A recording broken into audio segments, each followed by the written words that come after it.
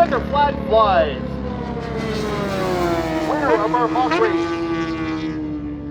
First place, Chester Norton. Chester just came from the UK and he wanted to get his license here. So we were talking about stuff. He's like, I can race this, but he's like, it'd be nice to have a race license in the US. So he's the only one from the race school that actually raced today. Besides the race school. So yeah, there's your.